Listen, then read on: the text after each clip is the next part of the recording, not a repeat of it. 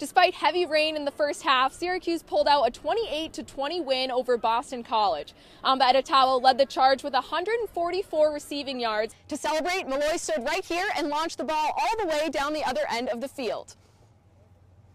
Much to everyone's surprise, Malloy's clear went in the empty Colgate net, giving Syracuse the 11-9 win. El portero de Syracuse, Adam Wilcox, registró un número impresionante, 24 paradas. Hasta ahora, Wilcox tiene un porcentaje de paradas de casi 90%.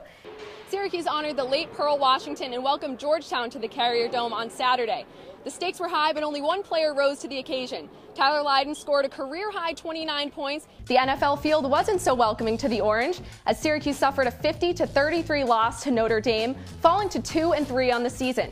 How do you think that game will feel for new players as well as fans who have never experienced that rivalry firsthand? Well, it's still a good rivalry. Reporting for the last time from the SU Soccer Stadium, Lauren Walsh, Citrus TV.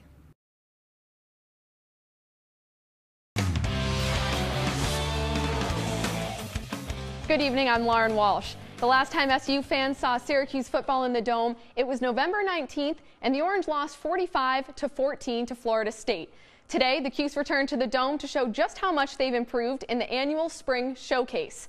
Team Orange had the first-string offense, led by Eric Dungy and the defensive starters, while Team White featured the second-team offense and defense. In the second quarter, Zach Mahoney of Team White goes for a 30-yard pass, but Antoine Cordy picks it off and returns it for a touchdown. It's 7-0 Team Orange. Now, there were no offensive touchdowns in the first half, but here was a big play. Freshman linebacker Nadarius Fagan with the near interception, but he can't hold on to it. The defense was responsible for 5 takeaways and 4 sacks in this game. The only offensive touchdown came right here in the fourth quarter. Eric Dungy with a 36-yard pass to Devin Butler. The Orange team wins it after that possession. They win the spring game 14-0.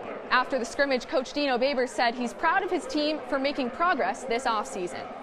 You know, you're going to always judge by W's and L's, no matter what I say. That's how you're going to judge it.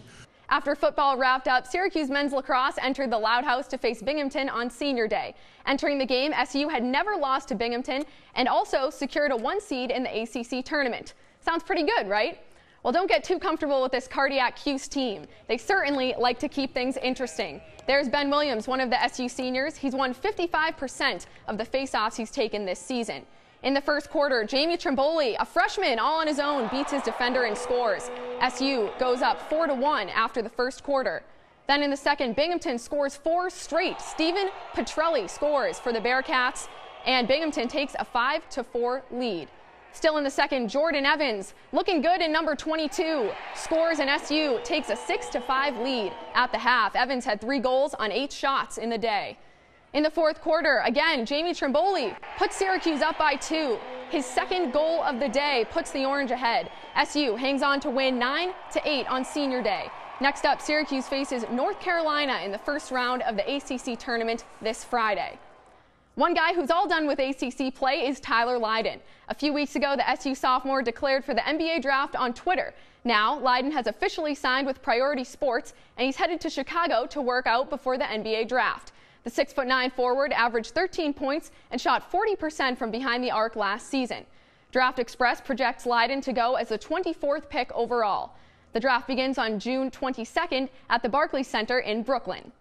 Over in the pros, Thunder Rockets. Houston leads the series 2-1. Former SU star Jeremy Grant with the dunk for OKC. Looking good in that orange and blue. Third quarter now, Russell Westbrook in transition. He hits the bounce pass to Steven Adams, and Adams with a big slam. The Thunder go up by 14. But in the fourth, the Rockets rally back to tie the score, but can they take the lead? Yes, it goes for Lou Williams. He gets the floater and the foul. Just under a minute left. James Harden, guarded by Oladipo, pulls up and nails the shot. Rockets lead 108-103. Here, Adams misses the free throw to give his chance a team to catch up, and it works. Westbrook hits the 3. Thunder now within 1. At the other end, Trevor Ariza finds Nene, who gets the basket and the foul. Thunder can't catch up. Rockets take the 113-109 win and a 3-1 series lead. There's a lot to dance about over at MBT Bank Stadium. The Chiefs took on Norfolk, riding a 3-game win streak. Here, bottom 3, Brian Goodwin singles to center. Scores Adrian Sanchez, and it's 1-0 Chiefs.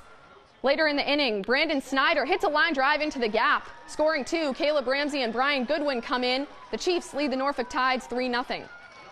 Austin Voth finishes things off, tossing 6 shutout innings as the Chiefs win it 3-0 and increase their winning streak to 4 games.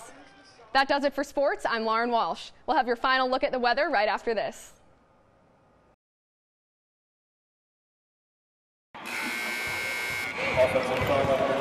Gabby Cooper grew up in Lansing, Illinois. She spent her childhood playing at parks, riding her bike, and of course, playing basketball. I had a rim in front of my house, and like every day, every summer, like, it'd be me and like 20 other kids. We'd just be playing basketball from sun up to sundown. As a future Division I basketball player, Cooper always had a special relationship with the sport. But that wasn't the only special relationship in her life. Like my mom, she worked a lot, and my dad was on disability because he had hurt his back, and so like it was me and my dad like every day. So I was a real big daddy's girl. Just before her 12th birthday, her cherished days with her dad were cut short. Gabby Cooper's father passed away in 2011 from what doctors believed to be sarcoidosis, a chronic disease caused by the enlargement of lymph nodes. He basically just had like a cough, and so I never thought like I would wake up one morning and get a call like that or whatever, but it happens. So you gotta cherish things while you have them because they won't always be there. Cooper turned her tragedy into tribute. She found a meaningful way to keep her father with her every time she steps on the court. Well, I went number 11 because of that. I was 11, it was 2011. And it just made me, I don't know, I feel like it made me tougher. The number 11 on her jersey is filled with meaning and memories, and it connects her basketball career to her father, who rarely had the chance to see his daughter play. When he passed, I was like just starting to pick up basketball a lot, and so like he only seen me play probably like twice. I think he would be proud. Like I think he'd be extremely proud. One person who is certainly proud of Cooper is Coach Quentin Hillsman. And although he's only coached her for 1 season, Coach Q sees the strength in Cooper as a player. Very persistent and relentless. You know, she's a scorer, and you have to be very persistent in your effort and trying to get better and trying to find your role. Persistent and relentless, on the court and in life. Lauren Walsh, NCC Sports.